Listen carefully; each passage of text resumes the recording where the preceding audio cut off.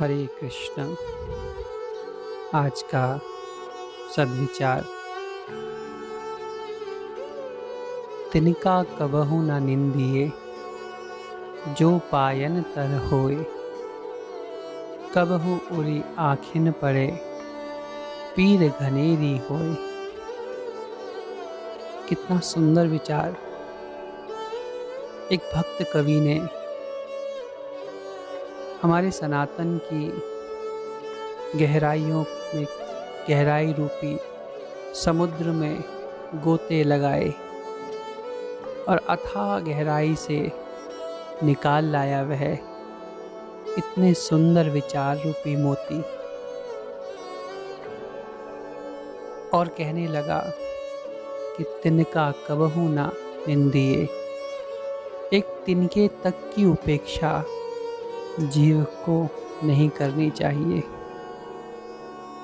हम मनुष्यों को, मनुष्य हमारी मनुष्यता ही बनाती है। अथवा आहार, निद्रा, भय, मैथुन इत्यादि ये तो पशु भी कर लेते हैं। और ये मनुष्यता ही है जो सिखाती है कि एक तिनके तक का निरादर हमें नहीं करना है। कलयुग पतित पावनहारी भगवान चैतन्य देव जब इस धराधाम पर लीला कर रहे हैं और लीला करते हुए उन्होंने अपने साथी अनुगतों को शिक्षा दी। और शिक्षा में कहते हैं, तृणादपि सुनिचेन तरोरिव सहिष्णुना, अमानीन मानदेन कीर्तनीय सदा हरि। आहा, कितना सुंदर तत्व, कितनी सुंदर बात उन्होंने बोली। भगवान चैतन्य महाप्रभु जी कहते हैं कि जीव को तृण के समान, घास के समान बहुत नीवा, निरअहंकारी, मिथ्या अभिमानी होना चाहिए। तरोरिव सहिष्णुना, एक पेड़ के समान सहनशील, जो धूप, बारिश, सर्दी सब सहे और अपने पास आने वाले को छाया, फल, हवा, ठंडक, शीतलता, अपनी लकड़ियां दे ऊष्मा के लिए। कुछ लेने की अपेक्षा ना करे, देना सीखे। और कहते हैं, अमानीन मानदेन, किसी की भी उपेक्षा ना करे, सबको अपने से श्रेष्ठ ही जाने और अपने से श्रेष्ठ जानकर उनकी उपासना करें, उनके प्रति श्रद्धा भाव रखें और कीर्तनीय सदा हरि, भगवान का सदा कीर्तन करें। तो सनातन की ये शिक्षाएं बहुत आवश्यक है एक सुंदर जीवन के निर्माण के लिए, एक स्वस्थ मानसिकता के लिए। अहो हमारा दुर्भाग्य, हम भूलते गए, अपने इन बहुमूल्य रत्नों को बेकार करके, व्यर्थ करके गवाते गए। और मनुष्य का गर्व इतना अधिक, जहाँ सनातन ने कहा तिनका कबहू न निंदिए, किसी भी एक छोटी सी उपेक्षित वस्तु को भी उपेक्षा नहीं करनी चाहिए। हमें अपने स्वयं को ही सबसे छोटा उपेक्षित मानकर व्यवहार करना चाहिए। सब में गुण देखें, अपने में केवल दुर्गुण देखें। परंतु जहाँ एक तिनके तक को उपेक्षित करने के लिए मना किया गया, मनुष्य अपने दंभ के कारण भगवान परम सत्ता तक को उपेक्षित करने में हिचकिचाता नहीं। ये जीव का दुर्भाग्य ही है जो परम सत्ता, परम दयालु भगवान, सबके रक्षक, सबके पालन करता, विधान करता है, जीव उनसे चुनौती करता है, प्रतिस्पर्धा करता है। आज के इस समय में जहाँ सब लोग त्रस्त हैं, भयाक्रांत हैं, और कोई मार्ग ना दिखकर भगवत शरण ले रहे हैं। कुछ ऐसे भी हैं जो भगवान को ही चुनौती दे रहे हैं, परंतु इसमें न्यूनता बुद्धि की उन जीवों की ही है। भगवान का गुण समो अहम सर्वभूतेषु, सबके लिए समान रूप से कार्य करते हैं, ये अलग बात है, हमें समझ आता नहीं है, परंतु ये सत्य बात है, हमारे लिए अच्छा होता ही होता है। विनाश भी सृजन का उद्गम ही होता है। इसीलिए हमें उन परम सत्ता के प्रति कभी वैर भाव नहीं रखना है। सदा उनकी स्तुति करके, उनकी शरण ग्रहण करके ही मनुष्य सुख को, शांति को, सुरक्षा को प्राप्त कर पाएगा, क्योंकि वह भगवत सत्ता की बराबरी हम ना कभी कर सकते थे, ना कर पाएंगे। एक बार शंख क्षेत्र भगवान श्री जगन्नाथ जी के मंदिर में, बहुत पुरानी बात है, क्योंकि जगन्नाथ जी के मंदिर में विधान है भोग का। वो क्षेत्र ऐसा है जहाँ पर कोई भूखा नहीं रहता। भगवान जगन्नाथ जी को दिन में कई बार भोग लगाया जाता है और बहुत सारे व्यंजन बनाए जाते हैं। तो वो व्यापारी एक बार जगन्नाथ जी के मंदिर गया।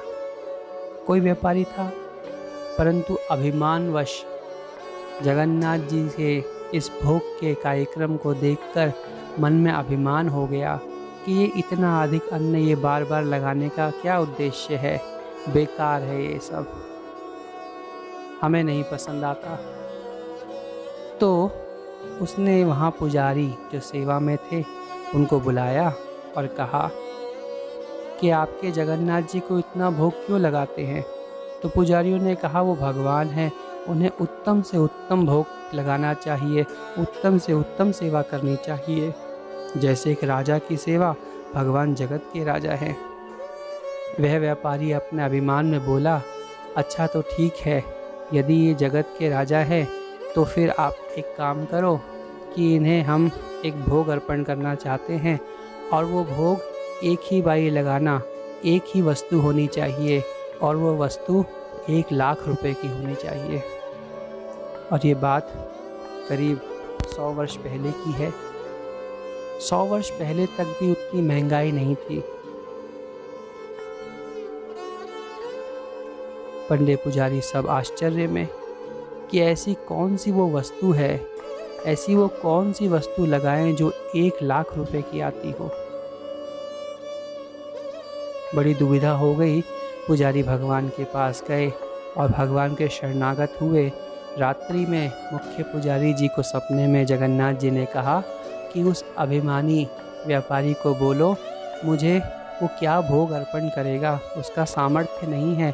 यदि वो चाहता ही है तो वो मुझे एक तांबूल तक भेंट नहीं कर सकता। तांबूल मतलब पान। कहकर जगन्नाथ जी अंतर्ध्यान हो गए। पुजारी ने बात उस व्यापारी को बोली। व्यापारी अभिमान में भरकर बोला, ऐसी आप बातें ना बनाया करो, भगवान ने नहीं बोला, आप झूठ बोलते हो। क्यों? क्योंकि आपको कोई ऐसा व्यंजन समझ में ही नहीं आया जिसकी कीमत 1 लाख रुपए हो। पुजारी भगवान के समक्ष फिर आए। स्वप्न में भगवान ने दोबारा दर्शन दिया और कहते हैं, मैं जानता हूँ आज क्या वार्तालाप हुआ। तो उस मूर्ख अभिमानी व्यापारी को बोलो कि वो मुझे गजमुक्ता का चूर्ण से युक्त एक तांबूल भेंट लगा दे, तो मैं समझूंगा उतना ही पर्याप्त उसका भोग लग गया। गजमुक्ता प्रसिद्ध है। हाथी के मस्तक से निकलने वाली मोती को गजमुक्ता कहा जाता है। पंडा ने जाकर व्यापारी को कहा तो व्यापारी के होश उड़ गए। उसने कभी स्वप्न में भी नहीं सोचा था कि ऐसी भी कोई वस्तु हो सकती है, क्योंकि एक हाथी की कीमत कई लाख रुपए है और हर हाथी के मस्तक से गजमुक्ता नहीं निकलता। उस गजमुक्ता को प्राप्त करने के लिए उस व्यापारी ने सोचा कि मुझे कितने सारे हाथी खरीदने पड़ेंगे, इसका अनुमान नहीं है, और उन लाखों हजारों हाथियों में से भी गजमुक्ता मिल जाए तो कोई बहुत मुश्किल बात है, ये कोई निश्चित नहीं कि मिल जाएगी। और दूसरी बात कि वो हाथी खरीदने का सामर्थ्य भी उसके पास नहीं, क्योंकि एक हाथी खरीदे, 2 खरीदे, 3 खरीदे, हजारों हाथियों में भी गजमुक्ता नहीं मिल पाती। तो इसका तात्पर्य क्या हुआ? वह रोता हुआ जगन्नाथ जी के पास गया और उनसे क्षमा मांगी, क्योंकि यहाँ सिद्ध कर दिया भगवान ने कि व्यक्ति अपने अहंकार में भगवान को एक तांबूल तक अर्पण करने के योग्य नहीं है, तो वो कहाँ भगवान से वैर करता है। इसीलिए सभी आचार्यों ने निर्देश दिया है कि जीव को अपने आप को एक तृण से भी नीचा मानना चाहिए, क्योंकि हमारा सामर्थ्य कुछ नहीं है। ये कृपा ही है उन गोविंद की, उन जगन्नाथ की, उन कृष्ण की, जो वो हमसे सेवा लेकर हमें सुख प्रदान कर रहे हैं। इसीलिए तो भगवान को कहा, बिन कारण रघुनाथ दयाला। कोई कारण नहीं है उन्हें कृपा करने का, परंतु भगवान अपने भक्तों की सुख के लिए प्रीति का विधान करना जानते हैं। इसीलिए यदि परम प्रेमी जगत में कोई है तो वो सिर्फ मेरा गोविंद कृष्ण ही है। अतः इस बात को हम यदि जीवन में चरितार्थ कर लें कि हमें अपने आप को बहुत नीचा सरल मान के चलना है, और जो हमारा पहले का विचार देते थे हमारे मनीषीगण, चिंतक, आचार्य, ऋषि, कि साधारण जीवन शैली हो और विचार उच्च हो, हृदय ऊंचा हो, हमारा भाव ऊंचा हो, परंतु आचरण बहुत साधारण हो। अतः यदि हम इस विचार को अंगीकार कर लें तो जीवन में सुख ही सुख मिलेगा, और सुख का अन्यत्र कोई उपाय है ही नहीं। कल्याणार्थ सदा जपते रहें। हरे कृष्ण कृष्ण कृष्ण हरे हरे, हरे राम राम राम हरे हरे।